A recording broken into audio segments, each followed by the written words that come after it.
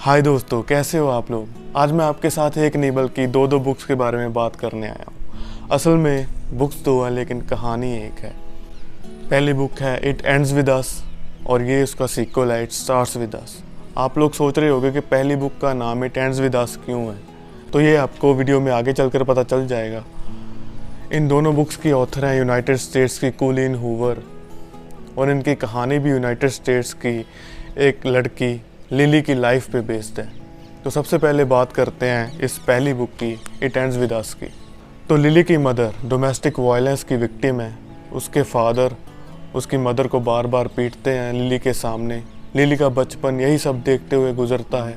Lily के बचपन में ही जब वो तकरीबन 15 साल की होती है तो एक लड़का उसकी लाइफ में आता है जिसका नाम है एटलस।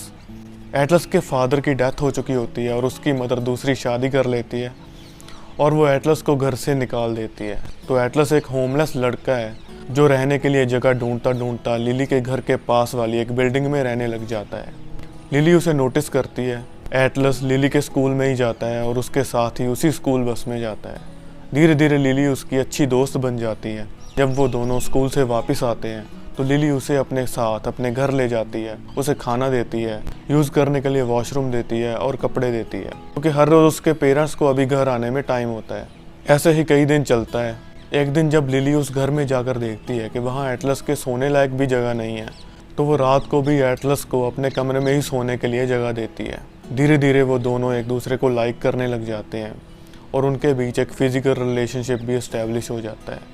ऐसी ही एक रात वो दोनों एक दूसरे से बातें कर रहे होते हैं कि उसके फादर कमरे से आने वाली आवाज़ें सुन लेते हैं और तब लिली को रियलाइज़ होता है कि वो कमरे का दरवाज़ा बंद करना भी भूल जाती है। उसके फादर एटलस को लिली के साथ देख लेते हैं और उसे बहुत ही बुरी तरीके से पीटते हैं और पुलिस के हवाले कर देते हैं।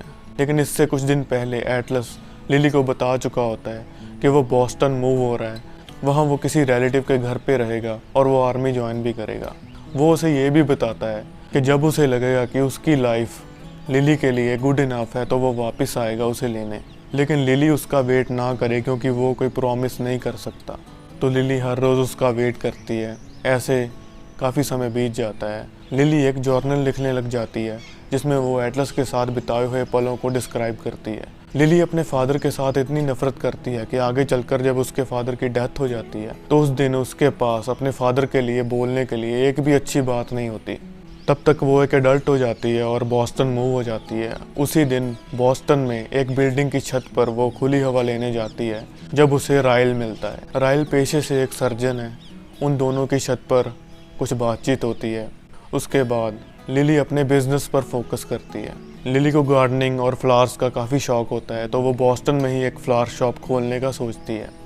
वो फ्लावर शॉप के लिए काम कर रही होती है कि उसके पास एक लड़की एलिसा काम लेने के लिए आती है। लिली उसे काम पर रख लेती है और बाद में जाकर उसे पता चलता है कि वो उसी लड़के की सिस्टर है जो उसे छत पर मिला था। वो राइल की सिस्टर है। तो इसीलिए लिली और राइल का बार बार मिलना होता है और दोनों एक दूसरे के करीब आ जाते हैं और आगे चलकर उन दोनों की शादी भी हो जाती है। वो दोनों एक हैप्पी कपल की तरह रह रहे होते हैं, लेकिन ये हैप्पीनेस ज़्यादा देर नहीं टिकती।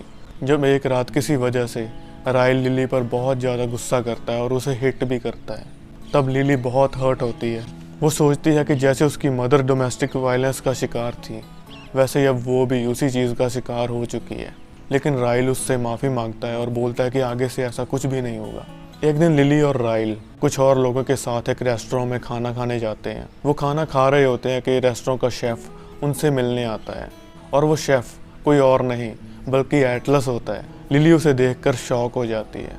उसी दौरान राइल को घर पे लिली की कुछ चीज़ें मिलती हैं जो एटलस से लिंक्ड होती हैं, जैसे कि वो जर्नल जिसमें लिली बार बार एटलस का जिक्र करती है। रेस्टोरेंट में एटलस देख लेता है कि लिली की आंख के पास एक चोट का निशान है, इसलिए वो उसके लिए चिंता करने लग जाता है और वो उसे उसकी फ्लावर शॉप में मिलने आता है और एक स्लिप पे अपना नंबर लिखकर उसके फ़ोन के बैक कवर में रख देता है। और फिर किसी दिन राइल को वो स्लिप भी मिल जाती है और उसका गुस्सा बहुत ही ज़्यादा बढ़ जाता है। राइल और एटलस की हाथापाई भी हो जाती है। राइल लिली पर शक करने लग जाता है कि उसका अभी भी एटलस के साथ अफेयर चल रहा है। लिली उसे बहुत समझाती है कि अब उसका एटलस से कोई लेना देना नहीं है, जो भी था उसका पास था। लेकिन राइल नहीं समझता और वो उससे बहुत ही बुरे तरीके से बिहेव करता है। अब लिली सोचने को मजबूर हो जाती है कि क्या उसे ऐसे इंसान के साथ अपनी ज़िंदगी बितानी चाहिए जो उसे बार बार पीटता है। क्या उसे भी अपनी मदर के जैसे सहना चाहिए। लेकिन तब तक वो प्रेग्नेंट हो जाती है। वो राइल से टाइम मांगती है सोचने के लिए। फाइनली वो दिन आता है जब लिली एक प्यारी सी बच्ची को जन्म देती है। उनका नाम वो दोनों रखते हैं एमरसन। उसी दिन जब लिली एमरसन को अपनी गोद में लिए बैठी होती है, वो उसके चेहरे की तरफ देखकर ये सोचती है कि जो उसने सहा और उसकी मदर ने सहा, वो नहीं चाहेगी कि उसकी बेटी भी वही सहे। घर में उसके फादर जैसा इंसान नहीं होना चाहिए। तो वो फैसला लेती है कि वो राइल से डाइवोर्स लेगी। फिर आगे चलकर दोनों का डाइवोर्स भी हो जाता है और कस्टडी एग्रीमेंट के हिसाब से दोनों बारी बारी से एमरसन का ख्याल रखते हैं। लेकिन अपने गुस्से की वजह से राइल को एमरसन को अपने साथ रात में रखने की परमिशन नहीं होती। काफ़ी महीने ऐसे ही बीत जाते हैं और ऐसे ही एक दिन लिली एमरसन को राइल के पास छोड़ने जा रही होती है कि वो एटलस से मिलती है। एटलस उसे हग करता है और बोलता है कि अब उसकी लाइफ उसके लिए गुड इनफ है और वो आ सकती है अगर वो आना चाहे, और लिली उसे हाँ कर देती है। यहीं पर ख़त्म होती है ये पहली बुक। तो इसका नाम इट एंड्स विद अस इसीलिए है क्योंकि लिली ये फैसला कर लेती है कि जो उसने सहा और उसकी मदर ने सहा वो उसके साथ ही ख़त्म हो जाएगा। वो आगे उसकी बेटी पर पास ऑन नहीं होगा। उसके बाद शुरू होती है इस बुक की कहानी, इट स्टार्ट्स विद अस। इस बुक के कवर पेज पर भी लिखा हुआ है कि every ending has a beginning. तो जब राइल के साथ एक टॉक्सिक रिलेशनशिप की एंडिंग होती है तो वहीं एटलस के साथ एक अच्छे रिलेशनशिप की शुरुआत होती है। वैसे तो बड़ा सिंपल है, लिली और एटलस शादी कर लें और अच्छे से रहने लगें, लेकिन इतना भी सिंपल नहीं है क्योंकि राइल अभी भी उनकी लाइफ में है। क्योंकि वो एमरसन का फादर है, इसीलिए वो उसको अपनी लाइफ से पूरी तरह से निकाल नहीं सकते। और अगर वो दोनों शादी करेंगे तो राइल यही सोचेगा कि जो वो शक कर रहा था वो बिल्कुल सच था। तो कैसे सब सॉर्ट आउट होता है, यही इस बुक की कहानी है।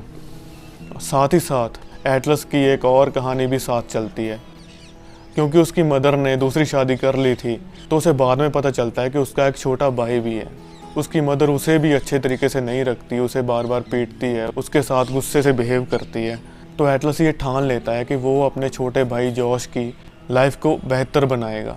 वो कोशिश करता है कि उसे उसकी लीगल कस्टडी मिल जाए और वो उसकी स्कूलिंग का और हर तरीके से ध्यान रखे। तो कैसे ये सब होता है, राइल की बहन अलिसा और उसका हस्बैंड मार्शल वो दोनों भी लिली का साथ देते हैं राइल को समझाने में। धीरे धीरे सब कुछ सॉर्ट आउट होने लगता है। इस बुक की हैप्पी एंडिंग होती है। लेकिन ये सब कैसे होता है ये भी बड़ा इंटरेस्टिंग है। काफ़ी ट्विस्ट एंड टर्न्स आते हैं। इन दोनों बुक्स की स्टोरी काफ़ी ही ग्रिपिंग है, पढ़ने में बहुत मज़ा आता है, एडिक्टिव है। आप बुक रखते हो लेकिन आपका फिर से उठाने का मन करता है। मैं आपको बिल्कुल रिकमेंड करूँगा कि ये दोनों बुक्स आप ज़रूर पढ़ें अगर आपने ये नहीं पढ़ी हैं। और हर वीडियो की तरह इस वीडियो में भी मैं आपके साथ कुछ लाइंस शेयर करूँगा तो मुझे काफ़ी अच्छी लगी इन बुक्स से। इस बुक में तो मैंने कुछ भी अंडरलाइन नहीं किया। ये काफ़ी टाइम पहले मैंने बुक पढ़ी थी और शायद मुझे पता भी नहीं था कि इस बुक पर मैं वीडियो बनाऊँगा। लेकिन इस बुक में मैंने कुछ हाईलाइट किया है, वो मैं आपके साथ शेयर करूँगा। ज़्यादा कुछ ज्ञान देने वाली बातें इन बुक्स में नहीं है, लेकिन फिर भी इनकी स्टोरी हमें काफ़ी कुछ सिखाती है। मैं ज़्यादा कोई कोट्स शेयर आपके साथ नहीं करूँगा, सिर्फ एक या दो बातें हैं जो मुझे लगी कि आपके साथ शेयर करनी चाहिए। तो मैंने वो पेज फोल्ड कर रखे हैं, मैं अभी आपको बताता हूँ। हाँ, ये बात मुझे बहुत अच्छी लगी कि रिलेशनशिप में कई बार हम सोचते हैं कि अगला बंदा काफ़ी हर्ट है, काफ़ी दुखी है, मैं अपने प्यार के साथ उसे ठीक कर दूँगा, सब कुछ सही हो जाएगा। लेकिन कई बार ऐसा होता है कि जो बंदा दूसरे को खुश करना चाहता है वो खुद भी कोशिश करता करता टूट जाता है। Sometimes people think if they love a broken person enough they can be what finally repairs them, but the problem with that is the other person just ends up broken too। कई बार जो बंदा टूटे हुए इंसान को संभालने की कोशिश करता है वो कोशिश करता करता खुद भी टूट जाता है, क्योंकि कई बार अगला बंदा रिलेशनशिप रखना नहीं चाहता लेकिन कोशिश करने वाला बंदा फिर भी होप रखता है और उसे आखिर में पेन मिलता है। और ये एक और छोटी सी बात है लेकिन बड़े काम की बात है। People who hold grudges tend to need retaliation। जो लोग अपने दिल में बात रखते हैं कि उसने मेरे साथ ऐसा किया, वो कभी ना कभी ज़रूर बदला लेने की सोचते हैं और दूसरे बंदे को हर्ट करते हैं। तो दोनों बुक्स मुझे काफ़ी अच्छी लगी। उम्मीद है आपको ये वीडियो काफ़ी पसंद आई होगी। मिलते हैं किसी और वीडियो में, तब तक बाय बाय, थैंक यू।